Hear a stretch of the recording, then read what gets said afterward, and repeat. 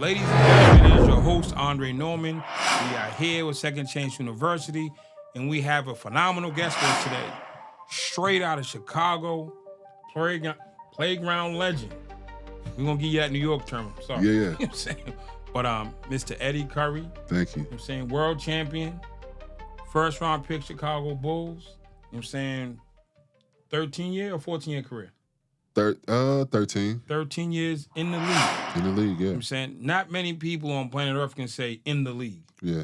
Be on a 10-day contract. I mean, like even the 10 days. Yeah. In there. You know what I'm saying? Recognizable, known, 2K Live aficionado. Yeah. All of that. No. All of that. Yeah. And I've been watching basketball since I was a kid. I go back to Dr. J and you're saying Hershey Hawkins, Moses Malone. Yeah. Moses when he was in Houston. Ooh. It was Darryl Dawkins in Philly. Darryl Dawkins. I'm a Celtic guy.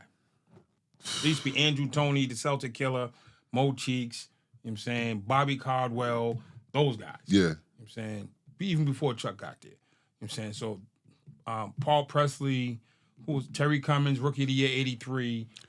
I used to body Terry Cummings' son. Oh, I'm about to say Buddy Terry. You said No. Son. His son used to go to school in my district. Got you. He went to the school, and I used to. Terry was a beast. I used to do him dirty. But when I came home in '99, I got straight to work. Yeah. And I just went all in on helping people. And wasn't that long ago, I had the great fortune of meeting you. And I was telling you before, I didn't meet you as a basketball with the jersey on, going down the tunnel like, okay, kid, here. Mm-hmm. I met you as Eddie the helper. Yeah. Eddie, I said, yo, Eddie, let's help these people. You're like, all right, cool. I remember the first time I actually go to prison. He was like, let's go. Yeah. And you got up and you went to a maximum security prison in Texas. Yeah. Not once, but 4 times in a row in 2 days. So what is it like to walk into a maximum security prison, former NBA star, could be any place on the planet. Yeah. But you're in a maximum security prison with people, some are never getting out. And they're watching you right now. They're like, why did he come? Mm-hmm. For the people who didn't get a chance to see you, they want to know why. And the people who did get a chance to see you, Right. they're not going to ask, why did you come? Right. So on behalf of the 650,000 people, they want to know, why did you show up? I showed up because I trust you. I knew that when you asked me to do it, it was going to be nothing but positivity behind it. So I trusted you. I trusted the situation. And then, so I walked right into it just knowing that. Once I actually walked in, it's definitely prison, you know. Texas does prison. It's definitely prison, you know. So, but no, to see the genuine excitement on those guys' faces, man, regardless of what they did to put them there, like, you just don't see that. You go in there on a mission. You want to help. You want them to be heard. You want them to understand that they're not forgotten. I've had a lot of family in the system, unfortunately. One of my favorite, I consider him my brother, went to prison when he was 16. I always looked up to him. I wanted to do everything he did. And when he was 16, he robbed a McDonald's and got into a car accident getting away from the police. So they ended up charging him with like attempted murder and the murder of his friend because his friend died in an accident like at 15, 16. And I was like maybe 10 or 11. So that was like immediately, that was like that shook up my whole world when I was like 10, 11 years old. Because I had to figure out what I was going to do without my cousin right there. And then going to see him and visit him in Cook County and visit him at Pontiac when he went there. You know, it was crazy. So I had never really had another interaction with prison until you invited me to come. So I knew immediately, I thought back to, damn, what was my cousin dealing with when he went there? And how could he have helped? How would it have helped my cousin to have someone who used to play in the league, to just come in there and take some time to listen to him, man, and coming in there with you. I mean, you the real celebrity in there. I'm nobody like that. I'm just a guy who some people knew, but they're so appreciative to just have somebody come in there and listen. You could take my face off and put anybody's face on, man. And you know, if you just come in there with the right mindset and come in there with the right heart, I think it's going to be a positive experience for you, and it's going to be something that you could take away, and it just makes you want to keep doing it. It makes you want to keep helping. What are some of the top 2 lessons that you walked away with? Not what you gave, but 2 to 3 things that you walked away with as just a person from the experience. Yeah, I mean, I think one of the things I walked away with is I think really understanding that people do deserve a second chance. And I'm a guy who's messed up a lot and needed a second, a third, a fourth, fifth chance. So understanding what that truly means to have a second chance, that that means everything. I mean, it's just so important. So just to see that in real time, to see a bunch of guys who want nothing more than just a second chance, just give me one more shot at freedom. Give me one more shot to show y'all that I'm more than this. I think to me that was what was so powerful to me. That's one of the things. And the other thing is just, to be honest, just a constant reminder, hey, don't do nothing stupid, because this is what awaits you. You know what I'm saying? Most people in prison, had they known what prison was really like, it might have deterred them. For sure. Because you got to figure, man, like, we all have done things, riding with some weed or whatever the case may be, driving too fast, driving reckless, or anything could have happened. You got so many times you look back in your life and say, damn, that actually could have landed me in prison. And I think when you start thinking like that, when you put yourself in environments of people who just had a bad night, people who had a bad string of luck, people who wasn't thinking clearly, people who just were on drugs or whatever the case may be, had a rough upbringing, just trying to follow the crowd. I mean, it's a bunch of different scenarios. But I think when you really just put it all, like, when you really think about it, I mean, prison is right there waiting on you if you mess up. So I think that's one of the things I took away. As a member of the Players Association, Mm-hmm. what has been your primary function? To help, to use my experiences, both good and bad, my mistakes, the things I did wrong, the things I did right, to try to get guys to kind of course correct.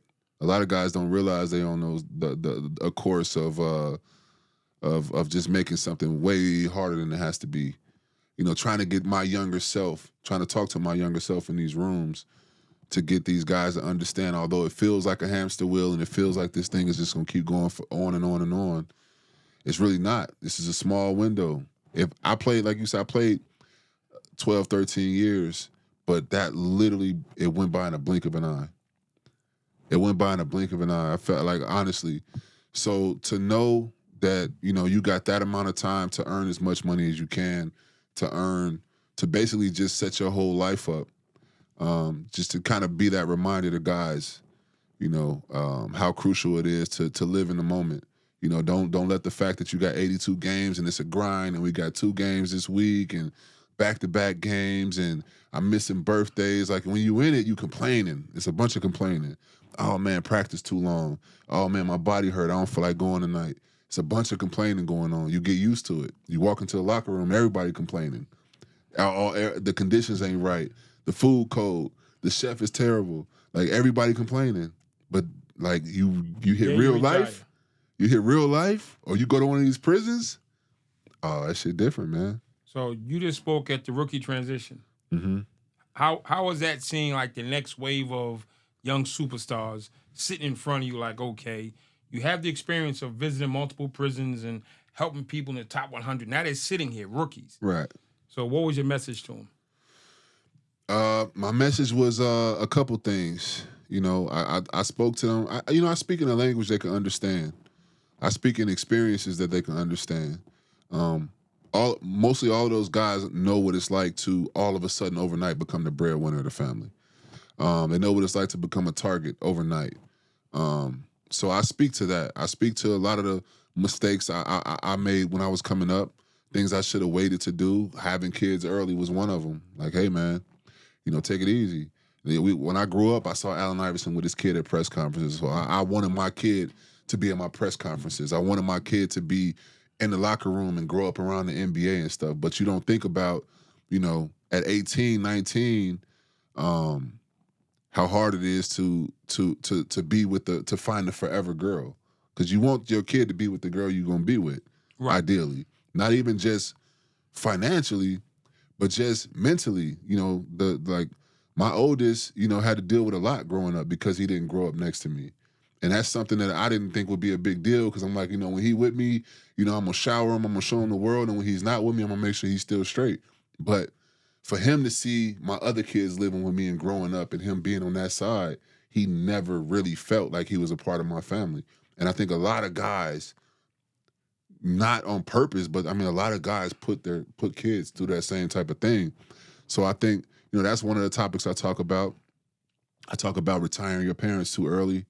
The first thing we want to do is buy our mom a house. And it was funny because before I spoke, a young lady came up and spoke, and she was into real estate. And she was telling guys how she would buy real estate for cheap.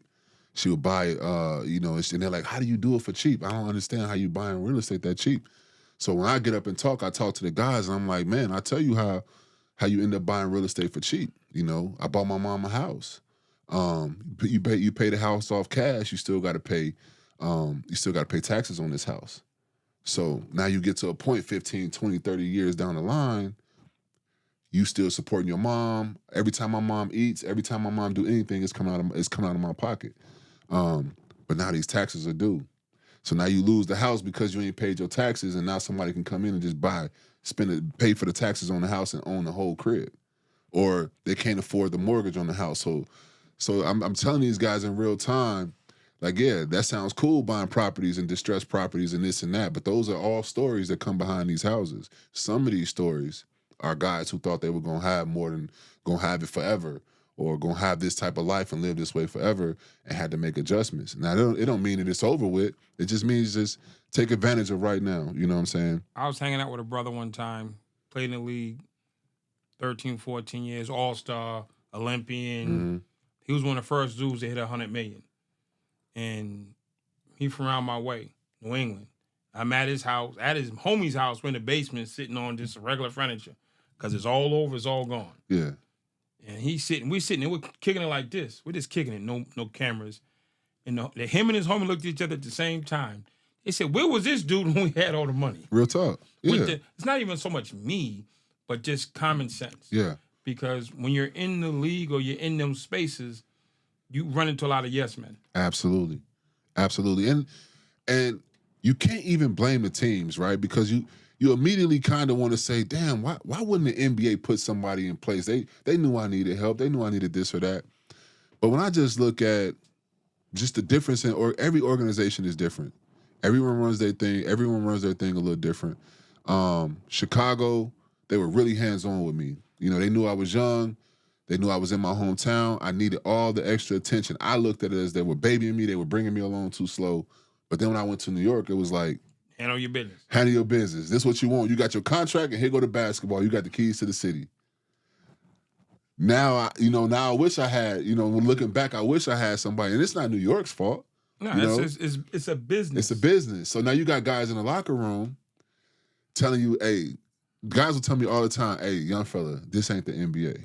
And I'm like, what you talking about? Like, this is the NBA. What are you talking about? I'm like, I was just in Chicago. That ain't the NBA.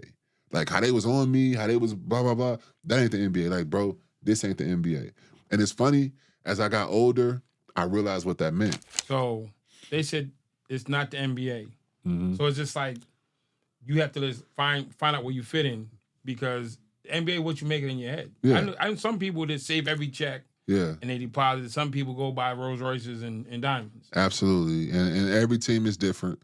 So I think it's just important for these young guys to know, in your career, the NBA is a business first. So wherever you are, wherever you start might not be where you end.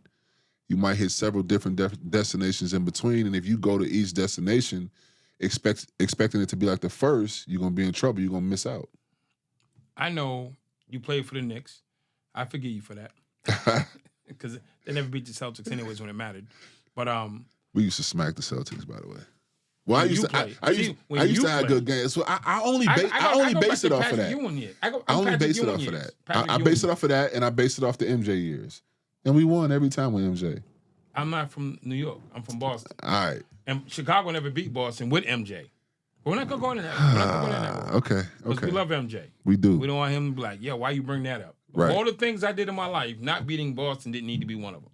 Damn. Mentioned. Okay. But it is what it is. So you can't beat the whistle though. It's hard to play against the whistle.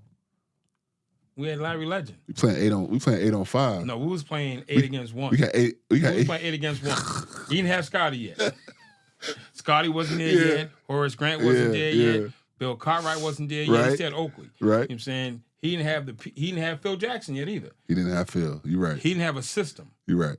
We had you gotta have a system. You gotta have a system, especially going against a system. You went against a system. Yeah, we had Kevin McHale at the time was the greatest power forward ever.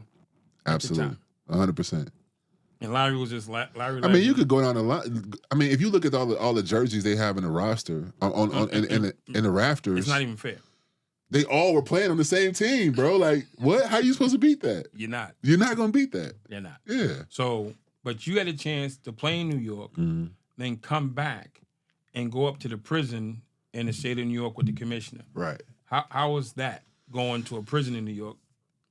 That was actually, that was really dope because it was like the prisons in New York were an extension of the streets of New York. You know what I'm saying? Almost like barbershop talk.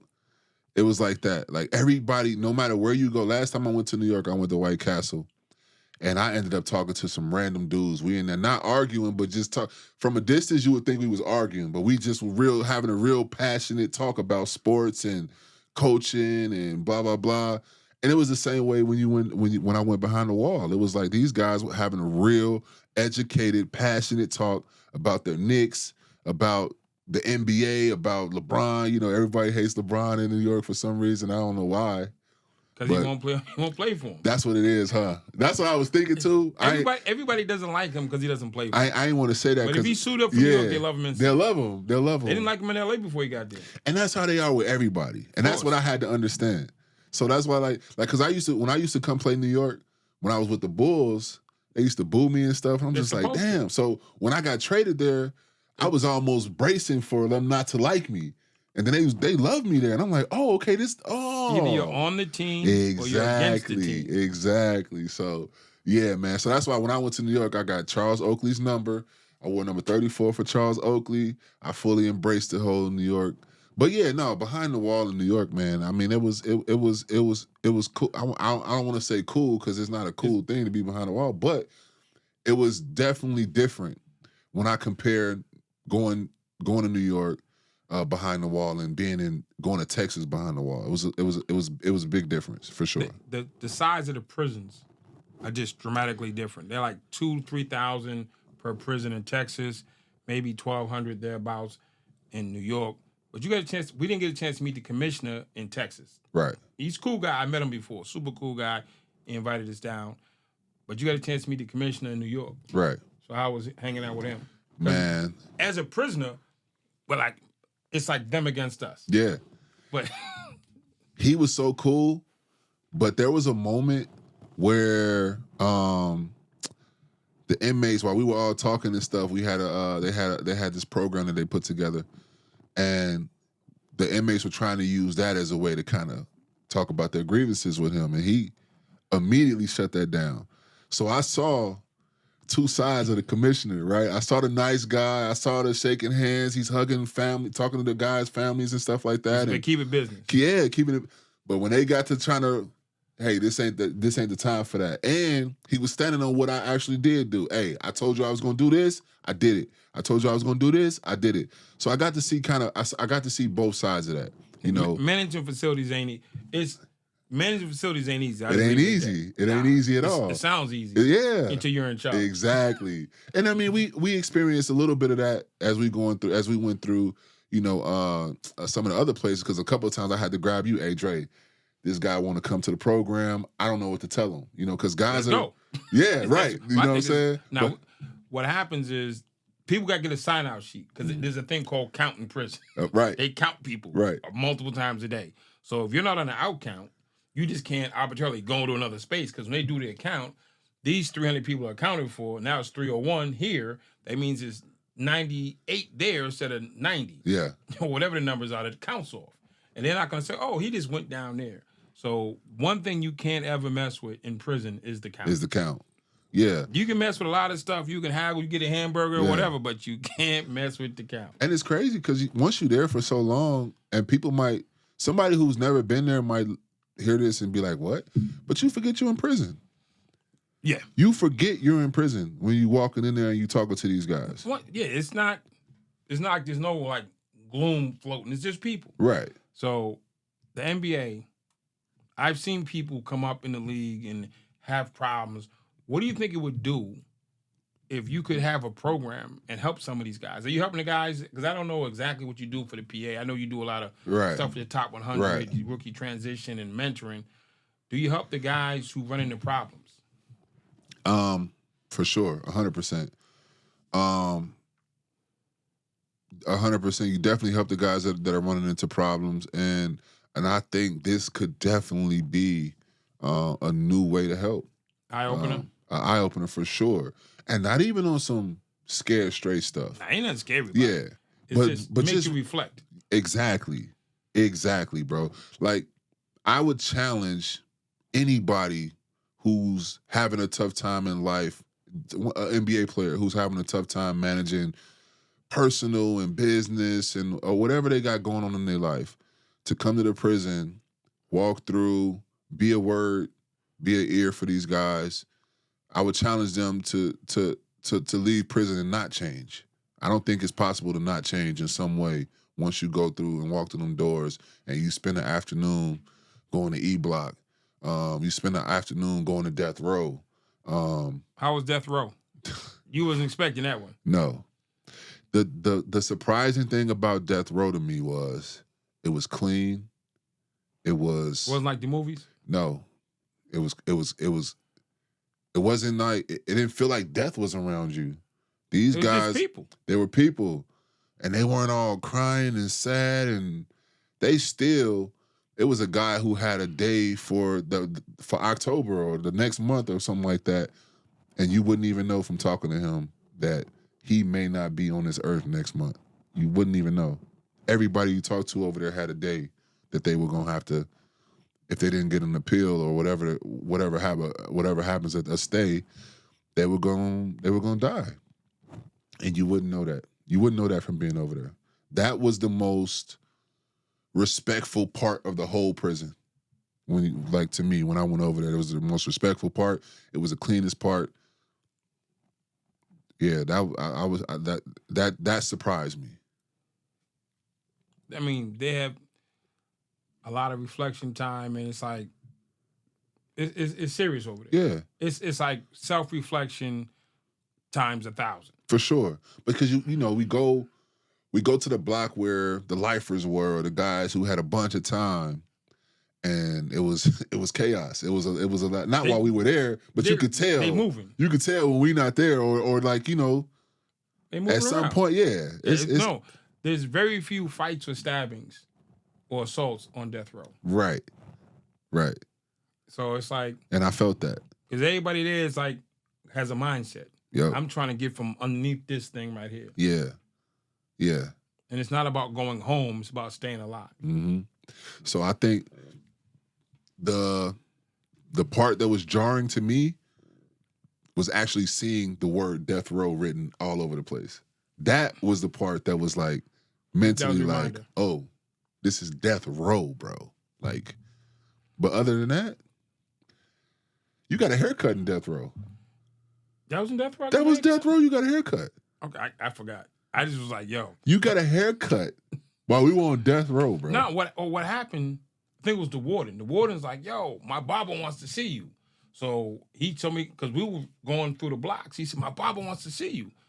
I didn't even need a haircut. Right. But it was just like, okay, let me sit down and get my haircut.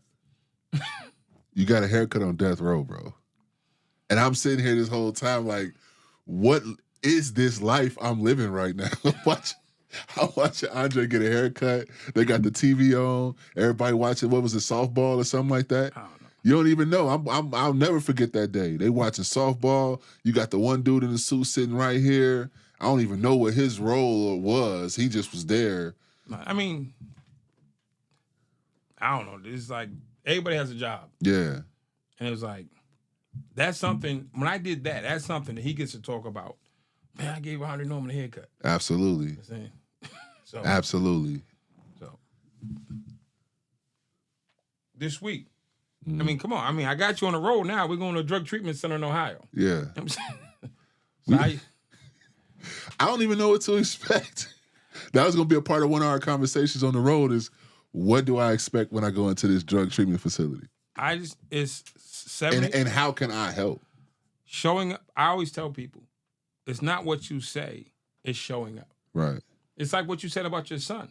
It's not what you say or what you did, it was the presence. Right. Your presence was missing, and that's what hurt him the most. Right. He had the gifts, he had the car, he had the boat, he had the toys. He didn't have dad's presence. Right. So when you walk into these facilities, if it's a drug treatment center, if it's a prison, if it's death row, the fact that you showed up, you ain't got to say nothing. Right. If you ain't got to be a superstar. The fact that you showed up, is 90. You already hit a 90, so you can't fail. You hit a 90 by showing up. So, and the truth is, it does more good for us than it does for them because we walk out with more appreciation for life and humbleness and gratitude. They're inspired. They're encouraged. Yeah. But we also walk away with huge, huge upsides. Right. And I know because, like, for the prisons, right, I feel like a large part of the positive that comes from us going to the prison is the actual anticipation of our arrival. Right. For the drug treatment facility, though, you're coming. I just don't know. Like I know some drug users, and the only thing that's gonna make them happy is drugs. You know what I'm saying? But now it's gonna be Eddie. Let's substitute drugs for Eddie. Right. Okay. They gonna get high on Eddie coming. Okay. So right now, the same way the prison was anticipating you, this drug treatment center in Ohio is anticipating you. Okay. We're gonna go to Ohio Housing Authority. You can go visit the projects, and those people are gonna be happy to see you. Then we're gonna go down to Lima, Ohio. We're gonna visit the Worth Center. Shout out to the Worth Center. You know what I'm saying, and they're gonna be happy to see you. Then we're gonna go over to Fort Wayne, Indiana, and to the healthcare center. They're gonna be happy to see you. Then you're going. I gotta try and reach out to my guy when we're in Fort Wayne. My guy, I grew up. His name is Ronald Howard. You gotta look him up. They call him Mr. Mad Ant. They actually just ran a thing. He paid $150. This is my high school teammate. We played AAU together. This is my guy, Ron Howard. He paid $150 to try out for the Mad Ants a long time ago, back when I was hooping in the league. He ends up making the team and ends up setting all the records for the most scoring in the G League history for the Mad Ants. He ends up being like I want to say an executive or something for them right now. He's like an executive for them right now. And they actually, random as hell, right when we were talking about going out there, I started seeing it on my feed where the Mad Ants had posted him and just giving him some praise, like, hey, this started here, blah, blah, blah, you know. And I'm like, damn, look at my guy, man. And you going. Yeah. When we leave Fort Wayne, we're going to Cincinnati, and you're going to participate in the Guinness World Record book. There's a Guinness Book World Record for the most Narcan trainings in the world at one time. How many people going to be training? I don't know. You're going to break the world record. Whatever the world record is, y'all going to beat it. We're going to break it. All right. So you're going to break the record, the world record for Narcan trainings at one time in Cincinnati. Okay. That's not a bad week. That's not a bad week at all. That's more than back-to-backs. Yeah, that Texas trip was wild. That Texas only trip 2 was days. wild. It was only 2 days. The travel was wild though. It was like Texas is big. It's big, man. It's big, but nah, that was dope, man. I'm looking forward to it though. I'm just happy that you agreed to come and keep coming and showing up for people, man. And I haven't been around the Players Association. There's a lot of people with good hearts trying to do good things for beyond basketball. For sure. You know what I'm saying? We might have to call your program Beyond Basketball. Beyond Basketball, right. I mean, Eddy Curry, Beyond Basketball. When Andre Norman tells you that you're going to get an opportunity to come train in real time, like, you mean it. You know what I'm saying? So it's like, it's intimidating at first, but you always have me prepared. I'm never Like I never feel out of my element. I never feel like I'm walking into something that I can't handle. And I think that's just a testament to, your passion for what you do, man. And I think that's dope, man. And of course, I think, man, I see a world where we can definitely try to combine, the PA and this world, man. I think it's just so many benefits on both sides. Because like you said, man, yeah, we're doing a good thing going in there, but I feel like I've healed and I've evolved as a person just from going to these places myself. I almost feel selfish by even saying that because that's not why I went into it, but that's definitely what you get walking away from it. My goal is simple. When I met you, you were solid. I said, how can I teach you another way to make millions of dollars and create huge impact? So when you played ball, you made a lot of money and you impacted a lot of people. You know what I'm saying? So now you're actually going to be a motivational speaker, trainer, influencer. You can do the same thing. Make lots of money and impact people. There's nothing wrong. I make money. I travel the world and I help people. I don't apologize for any of it. So the fact that you were a basketball celebrity just creates 10 times easier. I've taken guys out of prison and made them great speakers. Yeah. And had to drum up crowds. And it's so much easier taking a former athlete. Yeah. And saying, let me show you how to speak and how to move in these spaces. I mean, everybody wants to take a picture with Eddy. Everybody wants to sit next to Eddy. So it's so much easier teaching you how to speak and the nuance of moving in this space than taking somebody who doesn't have your celebrity and getting them to your status. Yeah, and it's like, for me, it's like, damn, why didn't I meet you in 2015, 2014 when I was walking away, when I had more of that reach, more of that celebrity, And I think that's also one of the messages I echo to guys currently playing in the league is like, bro, you'll never be as popular as you are right now. No. So right now is when you want to start setting up if I had more time when I was talking out there, I was definitely going to hit him with the freedom in his parking lots. I was going to hit him with that. Because I feel like it's so instrumental and it's so like, it literally embodies what the message, like what we need to think about as we're getting drafted, as we play in our first couple years in the league, man. You got to be thinking beyond getting drafted. You got to be thinking beyond your Eddy first contract. Curry, beyond basketball. Yeah. You got to be thinking beyond that. We'll see if that's available right now before somebody else gets it. We in real time. Yeah. I'm saying, listen, when you get Andre Norman mentorship, we go all the way through. I'm going to buy that. There we go. We're going to get that. Yeah. You know what I'm saying? Let me see if it's available. They think we got, these ain't no props. This thing works.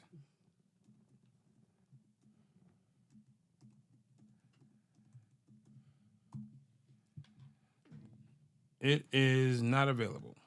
Well, it is available. It's available for a lot of money. 5,000. 5 racks. We're not buying that one. Nah. We might have to buy Eddy Curry beyond buy the whole thing. Right. Yeah, but nah, beyond basketball is a great slogan. Great slogan. But no, that's definitely. Are you ready for your new career?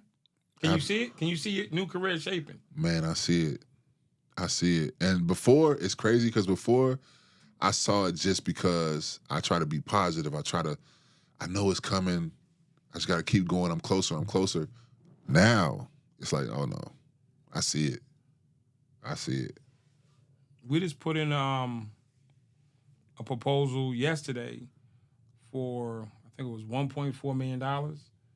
And that agency has 74 facilities. We put in for one facility. That's when we went to in Tennessee. Yeah. We put it in for 1.4. And man, look. You multiply it. Hey, that's what I'm saying. It's so much to learn from you that I gotta just take little bites at a time. We just got to create. Because I end up just being all over the place. I want to know how you do that. How you creating this? How you doing this? How you doing this? I just gotta do. Well, stay the course. When the Kenya contract comes through, we're gonna go to Kenya. That's what I'm saying, man. I just came back. Kenya's phenomenal. Is it?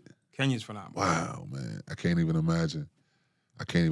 But I couldn't imagine myself going to Israel or going to some of these other places, going to prison, being in these different worlds, man, going to China. I used to say China was like prison. That was all. People ask me what I thought about China. I'm like, boy, it's like going to. I want to go to China. Nah, China's amazing though. China's a place that I appreciated a lot more when I got older. When I was younger, I didn't appreciate it. You wanted to be back home. Yeah, I wanted to be in the NBA. I went straight from winning a championship straight to China. Yeah. And I was like, you wasn't focused. Nah, this ain't it. This ain't wasn't. it. Yeah. Steph went over there, had a phenomenal career. And Steph was telling me that too. He was like, you got to embrace it. Let go of that. Yes. Let go of your old, get into the new. Yes. Because, that's my guy. Steph is my guy. Yeah. So when I went over there, I was there. Gilbert Arenas was playing. Tracy McGrady was playing over there. T-Mac went over there? Yeah. T-Mac had something with his deal to where Adidas had to give him some more money as long as he was playing professionally. Okay, that'll get you over there. So he went over there and played professionally, and they kept the things going. Yeah. I ain't mad at T-Mac. I ain't mad at him. And he was killing. He was killing. He was killing. We played him. They beat us. Okay. He came back and did his T-Mac thing. He was going off over there. Imagine if him and Vince would have stayed together. Oh, man. Imagine if KG and Steph would have stayed together. I think that would have been something. You don't think so? The thing that was a problem was for them, it was Minnesota. Right. See, he had a problem with the city. It wasn't wrong with the team. Exactly. He's a New York kid. You stuck him in Minnesota. But he was okay with China. It's different. It is. See, there's a lot of differences between China and It was Minnesota. his age. And not only that. Stage of life. It was the experiences he went through. Because he went through some, life. Life was happening a lot in New York. But I'd have loved to see T-Mac and Vince stay together. For sure. Webber would have went to Orlando, but Penny was a beast. I mean, there was nothing wrong with. If Penny could have stayed healthy, if he'd have stayed healthy. Ooh, listen. Kids don't even know, man. Kids don't know. Penny, man. listen. Shout out to Penny. Shout out Penny Hardaway, and I played with Penny in New York too. No, Penny's my guy. Bro. This is a side thing. I was someplace one time and I met somebody who was a nice young lady. She told me her last name, and she happened to say she was related to me. I walked away. I said, I can't even do it. Yeah? You're part of royalty. I can't even do it. Somebody. I'm not saying I was up to no good, right? But I was like, nah. Yeah. I said, I never met the man. Man, Penny's so cool, man. Dude. Penny is so cool. That's a cool dude, man. Oh, man. You got to meet Penny one day. One day. He's a great dude. He is. Him, Allen Houston, great Tennessee. dude. Great dude. Allen Houston's a great guy. Great guy, man. Tell us, Tennessee Volunteers. Yeah. Yeah. Allen Houston, if you meet Allen Houston and you tell him, just mention my name to him. You're going to be with me. He's going to tell you. You're going to be with me. He's going to tell you a story about me that makes me like his favorite person in the world. When I was with the Knicks, I was training. We were doing pool workouts to get back so I can get back healthy after I had knee surgery. And we would go to Pace College and swim in this big Olympic-sized pool. We would do pool workouts, and he would just come with me because he wanted to try and stay in shape. It would just be me and him and the trainer. And one time, every time we would swim, he would put his wedding ring on his, he would tie it on the string of his shorts. It came off. His wedding band came off and went to the bottom of the deep end in this Olympic-sized pool. He can't swim that good? He can't swim. I mean, he could swim, but it went to the bottom like 18 feet down. You went and got it? I took a deep breath. I went down there and found it with no goggles and came back up with his ring. And he was like, bro, anything you ever need. Can't go on without that. Yeah. So one time, it was crazy. One time I get a FaceTime from Wes. Worldwide Wes calls me. He's like, yo, nephew, I got somebody in the room that want to say something. And he puts Allen on the phone. Allen Houston's like, man, I was just telling Uncle Wes about the time when you saved my marriage. I was like, oh, that's crazy. But yeah, that was. They still married? Yeah. Oh, yeah, you saved it. Yeah, they still married. All right. Yeah, shout out to the Houstons. Shout out to the Houstons. You gonna go home and say, oh yeah, I lost my ring. It's in the bottom of the pool. Yeah, no, okay. You ain't. Okay. No, you ain't. Not no NBA player. No. You got stories. So that was cool, man. Yeah, Allen Houston's my guy. So, ladies and gentlemen, second edition, Second Chance University. We might have to bring you back. You have to? What do you mean? We have to bring you back. Why is that even a thought? It's not a thought. I'm saying we're gonna have to bring you back. I'm coming back. Fair enough. Coming I'm back. saying so. But until you do, any parting words? I'm saying for your fellow players, NBA alumni out there. Yeah. And to all the men and women who are watching you inside. Yeah, to my fellow players, the NBA fraternity, man, just take life one day at a time, man. Really get the most out of it. Really understand how precious it is, not only life but your career. Man, for my guys inside, man, keep your head, bro. We coming to see y'all. We gonna find a way to come see as many people as we can, and whoever we don't see, we're gonna try and put a super team together so we can come see y'all. So, just hold tight, man. Keep doing the right thing. Keep putting God first. So whoever it is that you believe in, man, that higher power, man, because faith and prayer is so real, man. You're looking at real proof of it. So, to all my guys who are out there balling, I just want to say you can create a whole new pathway for so many people with your presence. Not just for yourself. You're going to bless the people inside, but you're going to walk away a better man. It's going to bless you and your family at the same time. I'm saying some things are just bigger than sports. They're beyond basketball. Absolutely. I like that. Beyond basketball. And to all my brothers and sisters inside, I'm down with you 100%, 10 toes down until we get to the end, man. So like I always say, go see the program people, see the people in charge and tell them you want Eddie and Andre. Now it's Eddie and Andre. Eddie and Andre to pull up and we'll pull up. We pulled up before, we're going to pull up again. Actually going to pull up this week. So everybody down in the World Center, Lima, Ohio, see you in a few days.